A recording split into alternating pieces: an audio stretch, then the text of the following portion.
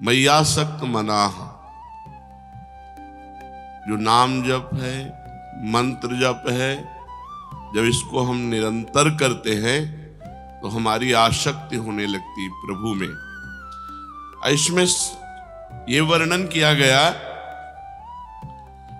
कोई भी नाम या कोई भी मंत्र सिद्ध तभी होगा जब वो गुरु से प्राप्त हुआ है, गुरुमुख से। मंत्रानुष्ठान या नामानुष्ठान सबसे पहला गुरु उपदेश के द्वारा होता है। सद्गुरु मिले बिना और उनके श्रीमुख से निकले बिना जो हम नाम जप करते हैं, ना प्रसीदति वै विद्या बिना सद उपदेशतः, बिना सदगुरु के उपदेश के कोई भी विद्या या कोई भी नाम सफल नहीं होता, सिद्ध नहीं होता। श्रुति भी आज्ञा करती है, तद विज्ञानार्थम सा गुरुमेवाभिगच्छेत समित पाणि श्रोत्रियम ब्रह्मनिष्ठम। श्रोत्री ब्रह्मनिष्ठ गुरु के पास कुछ समिधा लेकर जाए, उनकी शरण में हो और उनके श्रीमुख से उपदेश सुने, जो नाम मंत्र का उपदेश करें उसका अनुष्ठान करें। किंतु गुरु कैसा होना चाहिए, इस विषय में प्रायः चर्चा नहीं होती। प्रायः गुरु महिमा की बात कह के शिष्य के ही लक्षण वर्णन किए जाते हैं, शिष्य ऐसा होना चाहिए, पर नहीं, यहां वर्णन करते हैं कि गुरु कैसा होना चाहिए। बोले सिद्धम सत संप्रदाय स्थिरधिय मनघम श्रोत्रियम ब्रह्मनिष्ठम सत्वस्थम सत्यवाचम समय नियतया साधुवृत्तया समेतम दंभासूयादि मुक्तम जित विषय गणम दीर्घबंधुम दयालुम स्खालिते शासितारम समरहित परम देशिकम भूष्णुरीप से। कैसा गुरु होना चाहिए?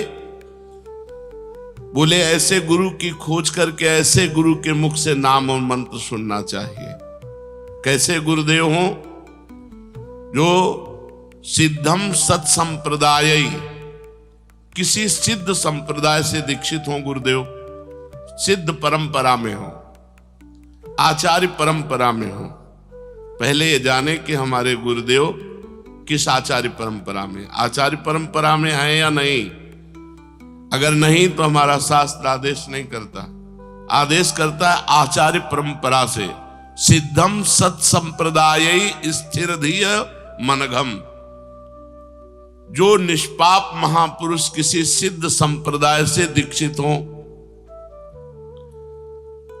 और जिनकी बुद्धि संप्रदाय की उपासना में स्थिर हो, केवल दीक्षित से ही नहीं, और वो साधन करते हुए निष्पाप हो चुके हों और श्रोत्री ब्रह्मनिष्ठ हों, जो शास्त्रों का ज्ञान रखते हों, शब्द ब्रह्म का और परमात्म तत्व का जिनको बोध हो, हर समय सत्य में स्थित हों, सत्य वक्ता हों और समयानुकूल साधुवृत्ति से संपन्न हों, दंभ और असूयादि दोषों से रहित हों, जितेंद्रिय हो, परम सुहृद हो, परम दयालु हो और शिष्य का पतन होते देखकर उस पर टूट पड़े, उस पर शासन करके कठोर शासन के द्वारा उसको फिर सत्मार्ग में तत्पर करे, ऐसे सदगुरु का पहले वर्णन करे। मय्यासक्त मना होने के पहले हमें जो मंत्र जप करना है, नाम जप करना है, वो सदगुरु से प्राप्त करना है। ऐसे सदगुरुदेव का संबंध हो जाए तो शिष्य की साधना आबाद हो जाती है, निर्विघ्न हो जाती है। गुरु कृपा से वो साधन पथ पर जो नाम मंत्र मिला, केवल गुरु जी के श्रीमुख से जो मिला है, वही हमारी साधना होनी चाहिए। गुरु कृपा के बिना तो हरि अनुग्रह भी व्यर्थ हो जाता है। गुरु कृपा के बिना हरि कृपा भी व्यर्थ हो जाती है। जैसे कमल को विकसित करने वाला सूर्य अगर जल से अलग कर दिया जाए तो वही सूर्य उस कमल को सुखा करके व्यर्थ कर देगा। जल का संयोग, गुरु का संयोग, हरि कृपा, सूर्य प्रकाश। जैसे सूर्य प्रकाश होने पर कमल खिल जाता है, कौन? जो जल के संयोग में है। ऐसे ही हरि कृपा जो गुरु के संयोग में है वो प्रतिपल उसको खिला देती, सिद्ध बना देती। अगर वही अभिमान करके गुरु से अलग हो जाए तो जैसे वही सूर्य कमल को खिलाता है लेकिन जल संबंध ना होने पर कमल को सुखा देता है, ऐसे हरि कृपा उसको सुखा डालेगी। विघ्न पर विघ्न उसके जीवन में आ जाएंगे।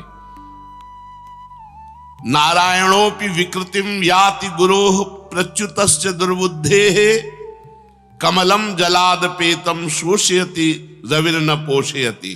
वो दुर्बुद्धि है जो अपने गुरु का अवहेलना करके, अवज्ञा करके मनमानी साधन करता है, उसको ऐसे नारायण जला डालेंगे जैसे सूर्य जल से संबंध रहित कमल को जला डालते हैं। वही कमल को खिलाता है लेकिन जल संबंध होना चाहिए।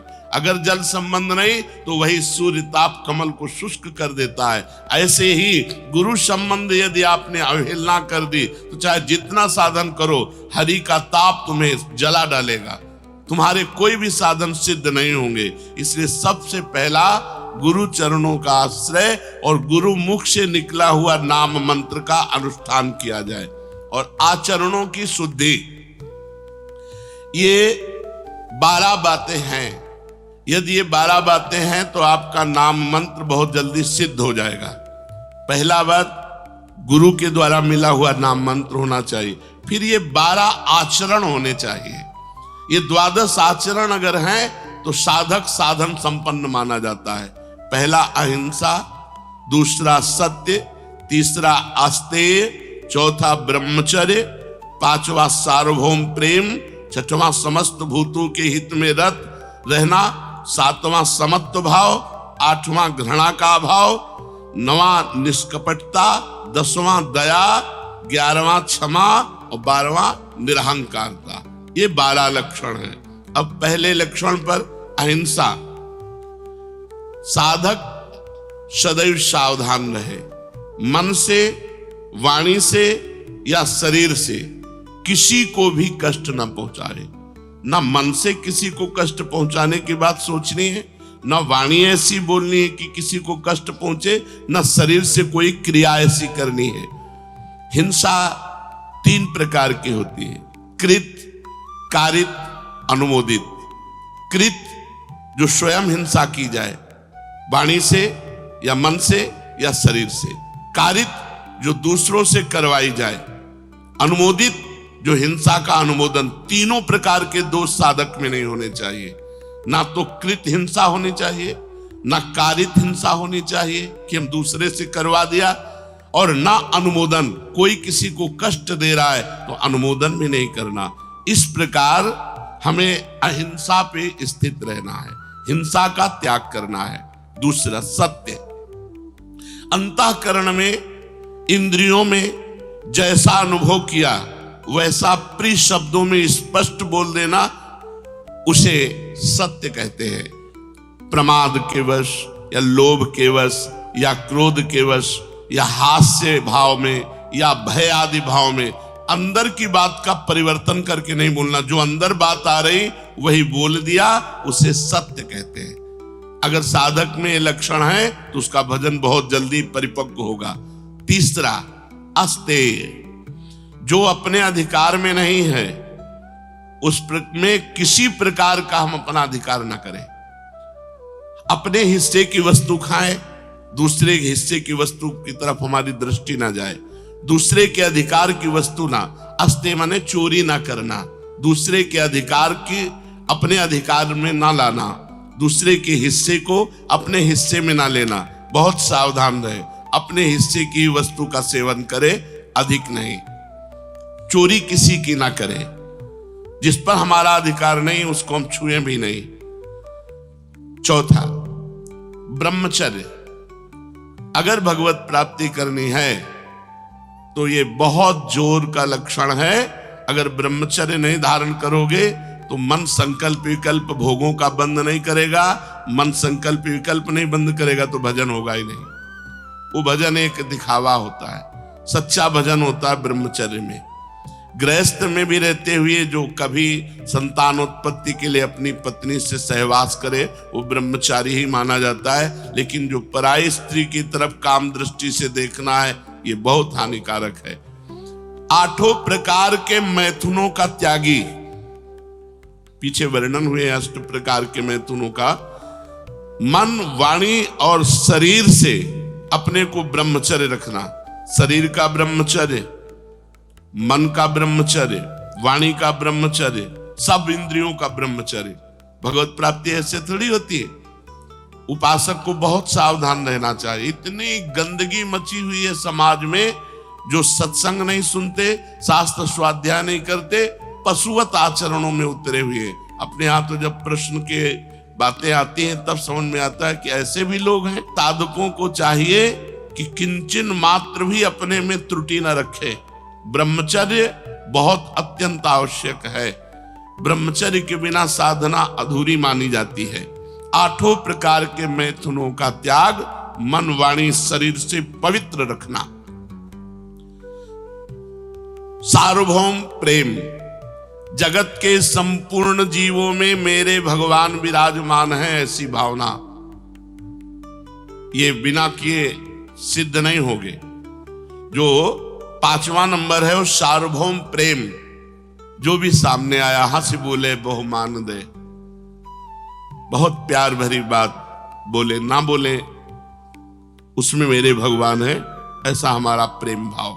सार्वभौम प्रेम, सब जीवों के प्रति, चराचर जीवों के प्रति, सब जीवन सुप्रीति, सेवकवाणी भी कह रहे, सब जीवन सुप्रीति, रीति निभात आपनी, निष्काम भाव, किसी से कोई चाह नहीं पर सबसे प्रेम का वर्ताव, सबको भगवान की मूर्ति समझकर झुक जाना, सबके सामने दैन्य रहना, सब में भगवान को देखना, यही सार्वभौम प्रेम है। समस्त भूतों के हित में रहना 6वां, संसार के समस्त प्राणियों में स्वामी भाव रखना। मैं सेवक सचराचर, स्वामी रूप भगवंत, सो अनन्य गति जाके असमति न टरे हनुमंत। मैं सेवक सचराचर, रूप स्वामी भगवंत। चराचर जगत मेरा स्वामी का स्वरूप है, केवल मैं सेवक हूं। सेवक केवल हम, चराचर जगत मेरे स्वामी का रूप। इस समस्त भूतों के हित में रत रहना है। संसार के समस्त प्राणियों में सेवा भाव करने की भावना। पशु पक्षी जड़ चैतन्य सब हमारे स्वामी और हम सबके सेवक। सेवा भाव कहा गया है। हम सेवा तो नहीं कर पाएंगे सब चराचर जगत की, लेकिन चराचर जगत को स्वामी रूप से देखकर सेवा भावना हमारे हृदय में है। सब जगत हमारा स्वामी का रूप और मैं समस्त जगत का सेवक। ये वो बातें हैं जिनसे मैयासक्त मना होगे, जिससे भगवत प्राप्ति हो जाएगी। अगर ये बातें नहीं है तो साधक खोखला है। खोखले में क्या है, ऊपर से दिखावा भगवत भक्त का और अंदर से सब ढोंग चलता रहता है। 7वां समत्व भाव, समस्त जीवों में समान अधिकार परमात्मा का। सुख दुखों को दूसरों के अपने सुख दुख समझना। दूसरा कोई दुखी है उसे देखकर द्रवित हृदय हो जाना। सब में एक ही तत्व विराजमान, जो यहां वो यहां। तो जैसे हमारे हाथ में पीड़ा हो तो हमें दर्द होता है, ऐसे किसी की पीड़ा देखकर हमें दुख होना। सब में समत्व भाव रखना। 8वां, किसी के प्रति भी घृणा न होना। ईश्वर ही स्वयं सृष्टि के रूप में है। सभी जीव वही बना हुआ है, अतएव किसी भी जीव से घृणा नहीं होनी चाहिए। ऐसा दृढ़ निश्चय होना चाहिए। कोई घृणित रूप में कोई घृणा की, अगर हमारे अंदर घृणा आ रही तो हम साधक नहीं, उसमें भी मेरा प्रभु है। घृणा की किंचिन मात्र भावना ना होना। और नवा, निष्कपटता। साधक के व्यवहार में कपट नहीं होना चाहिए। व्यवहार, कथन, क्रिया तीनों एक होनी चाहिए। जो मन में वही वचन में, वही क्रिया में, तो ये निष्कपट व्यवहार कहा जाता है। मन में कुछ और, वाणी में कुछ और, क्रिया में कुछ और, ये कपटी पुरुष के लक्षण हैं। 10वां, दया। जगत के किसी भी जीव के दुख को देख करके तत्पर हो जाना उसकी दुख निवृत्ति के लिए, दया। पर सावधानी, दया बिना साधु कसाई, और दया करी तो आफत आई। दया में ही भरत जी के 3 जन्म लगे थे। दया ऐसे करो जैसे डूबने वाले को बचाने के लिए सहारा दे दिया, स्वयं को नहीं पकड़ाया। अगर स्वयं को पकड़ाओगे तो पहले वो तुम्हें डुबोएगा, मरेगा तो वो भी, पहले तुम्हें मारेगा बाद में वो मरेगा। ऐसे ही विषयी पुरुषों पर, भ्रष्ट पुरुषों पर, विमुख जनों पर, भगवत चरणारविंद से जो बिलग हैं, इन पे दया करो, इन्हें नाम रूप पकड़ाओ और आप बचो। नाम रूप पकड़ाओ, भव समुद्र से निकालने के लिए भगवान के नाम रूप गुण लीला को पकड़ाओ और आप बचे रहो, आप बिल्कुल असंग रहो। दया बिना साधु कसाई, और दया करी तो आफत आई। दया के बिना तो साधुता ही नहीं, पर दया संभाल के करे जिससे अपने आप को परमार्थ से भ्रष्ट ना कर दे। 11वां, क्षमा। कोई कितना भी सताए पर उसके साथ हमारा व्यवहार प्रेम में होना चाहिए। ये साधु की साधुता है, ये साधक की साधना है। यदि कोई भी हमारे साथ गलत व्यवहार करता है, गाली देता है, अपमान करता है, निंदा करता है, तो जब हम उससे मिले तो हमारे चेहरे में सौम्यता होनी चाहिए और ऐसे ही मिले जैसे प्रेमी जनों से मिलते हैं। ये याद भी न रहना चाहिए कि कल इसने हमको गाली दिया था, कल इसने हमारा अपमान। नहीं, सब में प्रभु है। प्रभु प्रेरित चेष्टा हो रही थी, वो तो हमारी परीक्षा हो रही थी। हमें पुष्ट करने के लिए भगवान इसको निमित्त बनाया, इसका कोई दोष नहीं। वो क्षमा, वो हृदय से ऐसे क्षमा कर देता है कि कल किए हुए अपराध की स्मृति भी दूसरे दिन नहीं रहती। वो प्रेम व्यवहार। सेवक वाणी में महाप्रभु के लिए कहा गया, करत जे अनसहन निंदक तिनहु पे अनुग्रह क्रियो। जो अनसहन कर रहे थे, जो निंदा कर रहे थे, उन पर भी कृपा की, प्रेम किया। 12वां, निरहंकारता। ये सब साधन करते हुए भी अपने में किसी प्रकार की विशिष्ट भावना का आरोप न जगने देना कि और साधक तो सहज से, हम थोड़ा कुछ विशिष्ट हैं। नहीं, ये सब साधन के अंग होने पर भी अपने हृदय में अहंकार न आना, ऐसा अभिमान न होना कि मैं तो बहुत अच्छा साधक हूं, ये सारे लक्षण मेरे में हैं। नहीं, ये भगवान के द्वारा, हम भगवान के द्वारा, गुरु भगवान के द्वारा प्रदत्त है। मैयासक्त मना होने के लिए पहली बात, सिद्ध संप्रदाय से दीक्षित, स्थित और सिद्ध हुए सदगुरुदेव भगवान का वर्ण करना, जो हमारे आचरणों पर शासन करके हमें उपदेश के द्वारा सत्मार्ग प्रशस्त कराए। ऐसे सदगुरुदेव का वर्ण, उनके मुख से नाम मंत्र सुनकर निरंतर जपना। और ये 12 सावधानी रखना, अहिंसा, सत्य, अस्तेय, ब्रह्मचर्य, सार्वभौम प्रेम, समस्त भूतों के हित में रहना, समत्व भाव, घृणा का भाव, निष्कपटता, दया, क्षमा, निरहंकारता। यदि हम इस भाव से चले तो हम मैयासक्त मना हो जाएं, हमारा मन सिर्फ भगवान के भजन में डूबने लगे। फिर भगवान ने कहा, मदाश्रया, केवल मेरा आश्रय हो। जब हम भगवत मार्ग में चलते हैं तो कोई न कोई हमारे इस आश्रय के बीच में घुस जाता है, चाहे कोई व्यक्ति हो या धन हो या कोई संबंधी हो। कुछ न कुछ आशा ममता किसी और से होने लगती है, ये जीवन में नहीं होने देना चाहिए।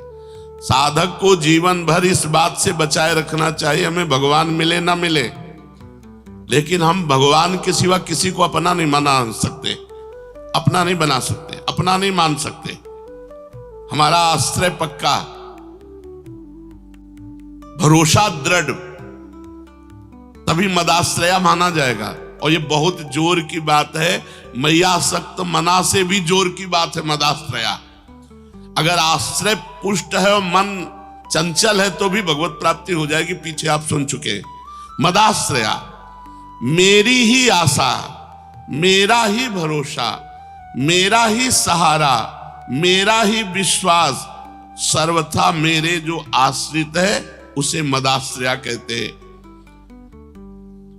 संसार के धन संपत्ति, वैभव, विद्या, बुद्धि, योग्यता, कुटुंब आदि का जो आश्रय है ये नाशवान है, ये मिटने वाला है, ये स्थिर नहीं है, सदा रहने वाला नहीं है, सदा के लिए पूर्ति तृप्ति करने वाला नहीं है।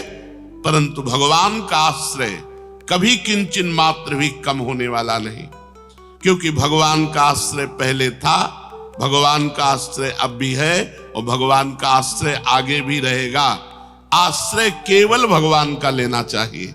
किसी विद्या का, धन का, साधना का, कोई बल का, किसी व्यक्ति का बिल्कुल आश्रय साधक के हृदय में नहीं होना चाहिए।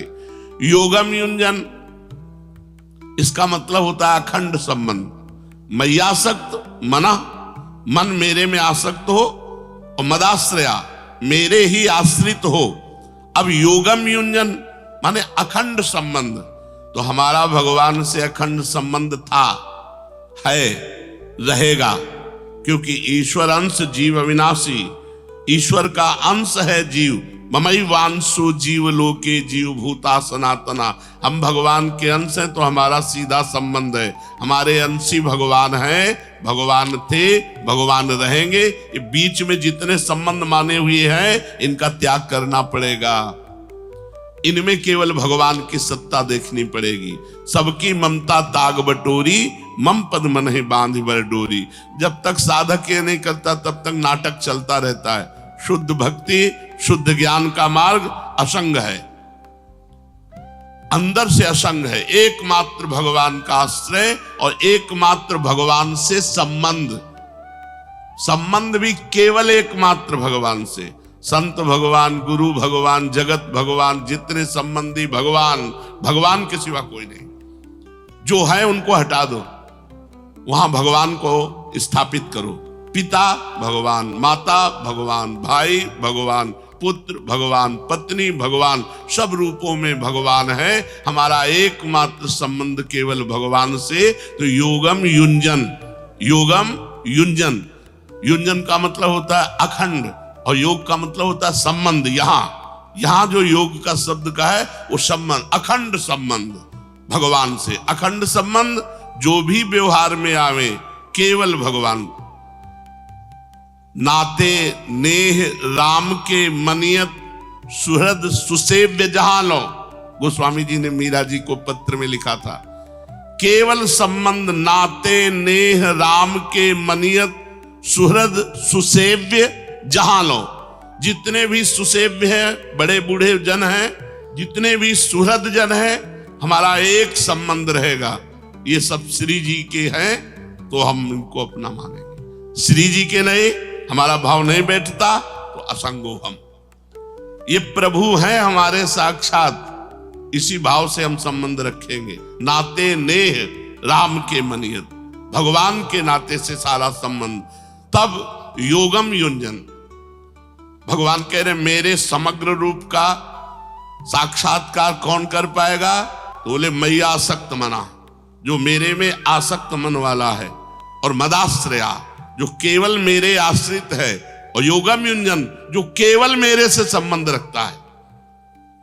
भगवान के साथ जो स्वतः सिद्ध अखंड संबंध है, उस संबंध को मानता हुआ सिद्धि असिद्धि में सम रहता हुआ साधक जब ध्यान, कीर्तन, भगवान की लीलाओं का गायन, श्रवण, स्वरूप का चिंतन, इसमें लगा रहता है, उसे कहते हैं योगम युंजन। सिद्धि असिद्धि में सम। हमारा कर्तव्य है केवल भगवान की लीला गायन, नाम जप, नाम कीर्तन, भगवत सेवा, ये हम 8 पैर कर रहे हैं। सिद्धि असिद्धि में सम, लाभ हानि में सम, परिणाम में सम। और हमारा प्रभु से संबंध था, है, रहेगा। उसी को गुरु जी ने संबंध जागृत करा दिया, उसी को जागृत कराया है। जो है संबंध, उसी का अनुभव कराया कि तुम श्री जी के, हमारे यहां संबंधों के लिए भाव है, दास्य भाव है, सख्य भाव है, गोपी भाव है, वात्सल्य भाव है, सहचरी भाव। भाव के द्वारा संबंध जो था, जो है, जो रहेगा, उसे जागृत कर दिया गया।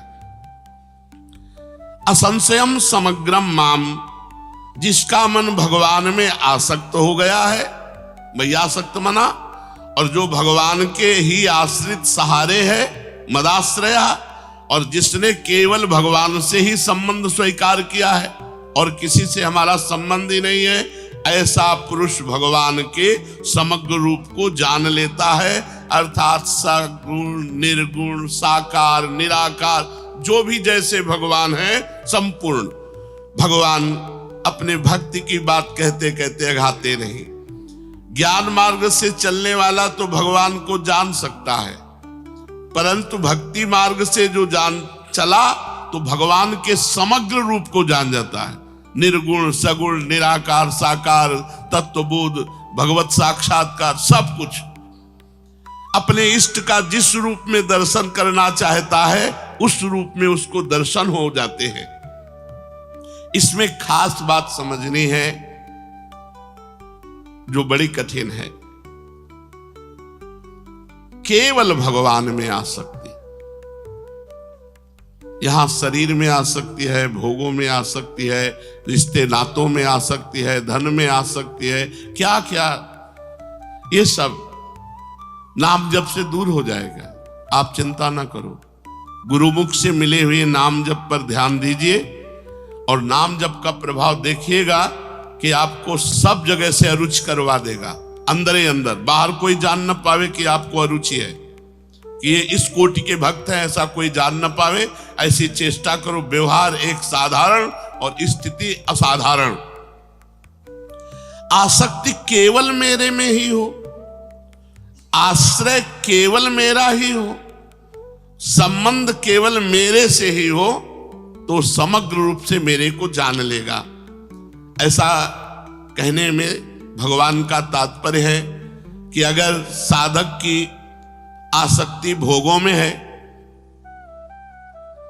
आश्रय रुपयों का है और संबंध कुटुंब से है, मेरा भगत नहीं, ढोंग हो रहा है।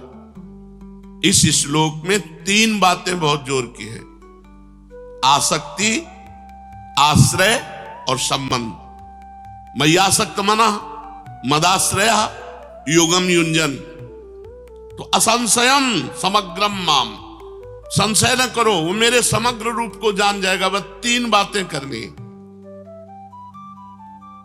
मय्यासक्त मना होने के लिए आज चर्चा हुई कि पहले गुरुदेव भगवान के शरण में होकर उनकी आज्ञा के अनुसार उनसे मिला हुआ नाम मंत्र उपासना, साइड में हमारे जो आचरण होने चाहिए वो कैसे होने चाहिए वो 12 बताए। इससे हम मय्यासक्त मना हो जाएंगे। बार बार नाम जप करने से, बार बार मंत्र जप करने से जो मन विक्षेप को प्राप्त होता है, वो विक्षेप रहित होकर के प्रभु के नाम रूप में लग जाता है। आश्रय ढूंढो, कहीं और कोई आश्रय तो नहीं है। भगवान 3 बातें जोर से कह रहे हैं: मेरे में आसक्ति, मेरा ही आश्रय और मेरे से ही संबंध। 3 बातें देख लो। अगर 3 बातें हैं तो तुम सच्चे सन्यासी, सच्चे वैरागी, सच्चे भक्त, चाहे